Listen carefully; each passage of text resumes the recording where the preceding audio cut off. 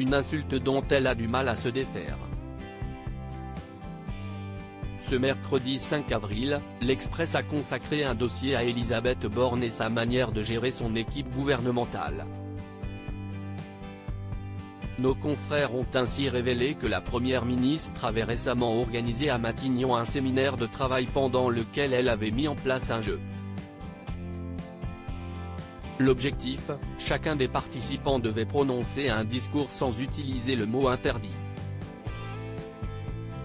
Ce dernier était une expression ou une formule définie au préalable et qui était ancrée dans le vocabulaire des personnes concernées. Par exemple, le pôle parlementaire ne pouvait utiliser les mots Assemblée nationale ou vote tandis que le pôle écologie devait composer sans parler de transition écologique ou d'énergie verte. De son côté, Elisabeth Borne a également participé à ce petit jeu.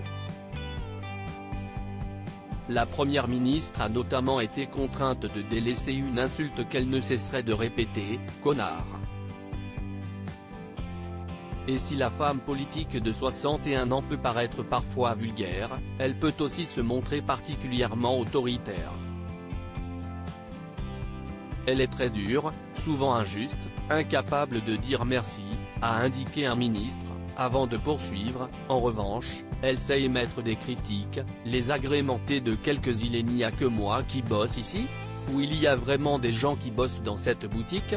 alors qu'autour d'elle, ils se tuent à la tâche. Elisabeth Borne, l'évolution physique de la première ministre en images. Même si vous m'offrez le double de mon salaire pour aller bosser auprès d'elle, je refuse. Même si l'entourage d'Elisabeth Borne la décrit comme une personne bien plus cash et spontanée que méchante, la première ministre ne s'est pas fait que des amis. A l'inverse, certains la craignent et seraient prêts à tout pour ne pas collaborer avec elle. Demain, même si vous m'offrez le double de mon salaire pour aller bosser auprès d'elle, je refuse, a confié un chef de cabinet ministériel lors d'un entretien avec l'Express. Et de conclure, je ne suis pas prêt à sacrifier ma santé mentale. Article écrit en collaboration avec 6 médias. Crédit photo, Stéphane Le Mouton.